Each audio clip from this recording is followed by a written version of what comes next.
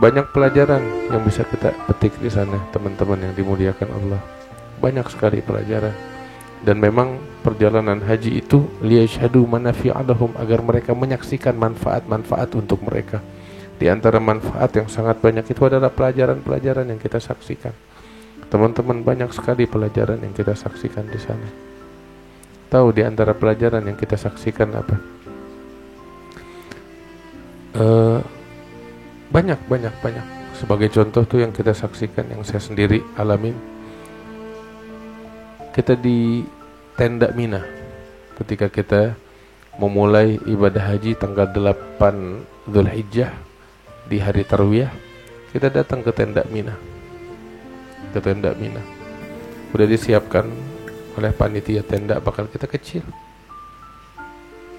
Ruangan ini lebih besar, 4 meter dikali 10. Ya, ini kita ruangan 6 meter kali 6. Ruangan kita di musola ini 6 meter kali 6 meter. Itu ruangan saya ingat banget 4 meter. 4 meter kali 10 lebih kurang. Ya, itu diisi oleh sekitar 36 orang. Full, itu padat. Terus kita tuh disediain kasur lipat. Kasur lipatnya itu masing-masing kita dapat lebar sekitar 45 cm. Ya, sebadan kita nih, pas sebadan kita. Saya sih pakai itu kasur ngepres banget. Sebab kanan kirinya tuh ada papannya. Ngepres banget. Ya nggak bisa begini kita gitu, lebih kurang 45 sampai 50 cm. Ya,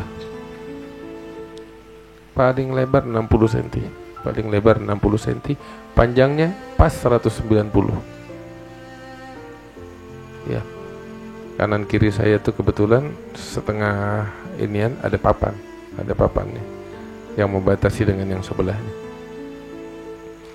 Itu waktu tenda ber-AC, ada AC-nya, dingin. Cuman begitu kita masuk saat itu kan cuaca di Mekah itu 45 derajat. 45 derajat panas tuh. Kita sekarang berapa derajat di sini ya? Oh, 26. Kita sekarang di sini nih di Tajur Halang, hujan begini 26. Ya mungkin masih ada yang berkeringat di antara kita.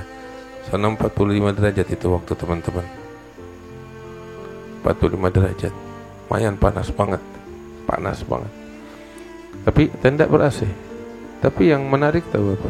Ketika kita masuk tenda dengan pakaian ihram. Pakaian ihram itu cuma 2 helai. Kain putih untuk kain sarungnya kita, dan kain putih 1 helai lagi bakal badan kita. Nggak pakai pakaian dalam sama sekali nggak pakai pakaian dalam. Hanya itu 2 helai. Ya. Begitu kita masuk, AC nyala, tahu-tahu listrik ada masalah sehingga AC mati. Itu kita rasakan panas banget. Udah panas, pengap lagi dalam tenda. Walaupun habis gitu maintenance datang untuk memperbaiki, 2 jam kemudian hidup lagi AC. Tapi bermasalah listrik. Ya karena memang kita orang-orang pertama yang baru datang ke situ, sehingga mungkin ada aja lah yang kurang untuk diperbaiki. Alhasil kita rasakan panas banget. Sehingga yang tadinya dingin ruangan jadi panas banget dan pengap. Ya. Teman-teman tahu apa? Berat kondisinya.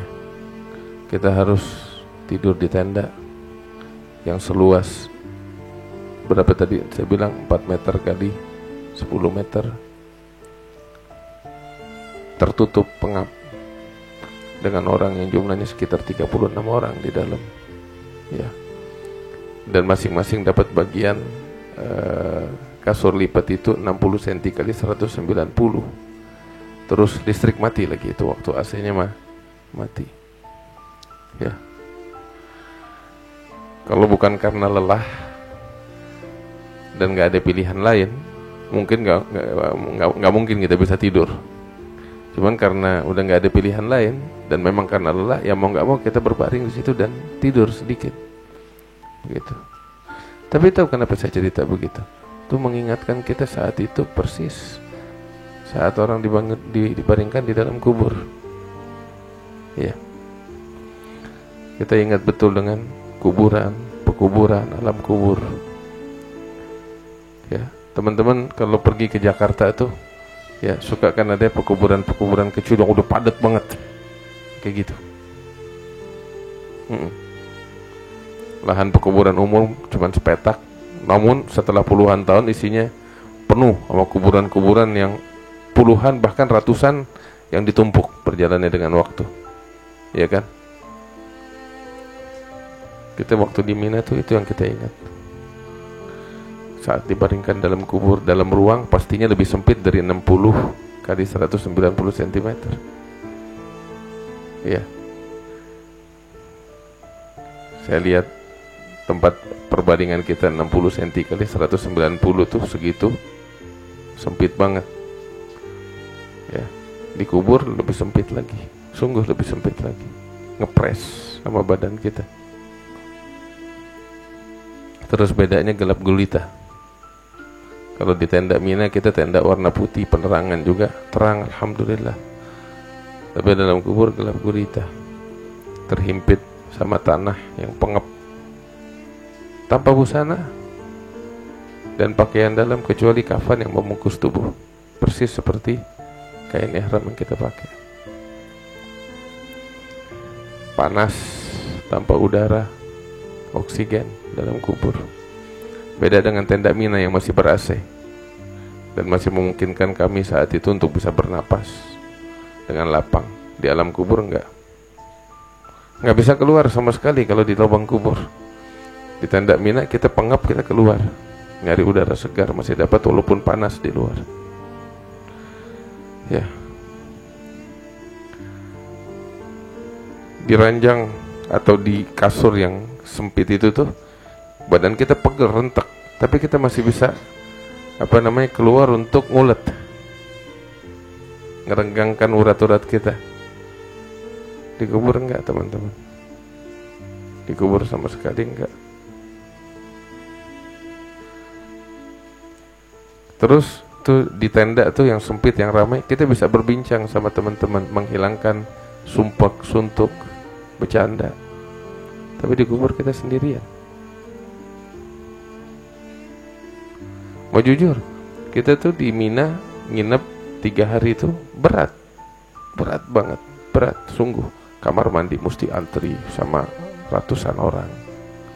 Ya, makanan juga makan kita ngantri. Walaupun semua alhamdulillah fasilitas luar biasa, jamuan luar biasa ya, tapi kita hidup di tenda bersama banyak orang, ratusan orang. Ya mau nggak mau kamar mandi terbatas juga, kita mesti sabar ngantri, mesti pinter-pinter pilih waktu. Kamar mandi bersih, enak, makanan juga enak, kita tapi mesti ngantri.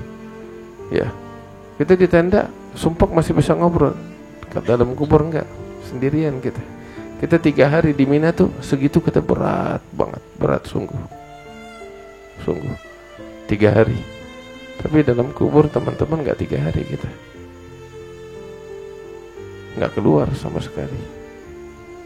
Saya sampai duduk tuh ngebayangin, nggak usah kubur deh, kita 15 orang, 20 orang dalam tenda tuh, ya nggak keluar selama 10 hari aja, stres kita. Di tenda hidup cuma sama mereka gitu, walaupun hanya 10 hari, nggak bisa, kita nggak bisa hidup, stres. Tapi bayangin dalam kubur kita teman-teman sendirian, nggak sehari, nggak 2 hari.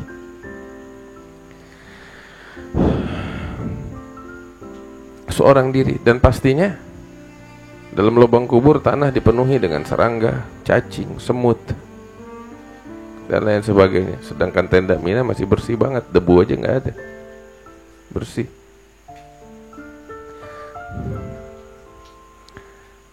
Itu salah satu pelajaran penting yang kita dapetin saat kita tuh di hari Tarwiyah. Alam kubur, kematian yang merupakan kenyataan dan fakta yang kita akan alami semuanya sendirian. Ya, sendirian.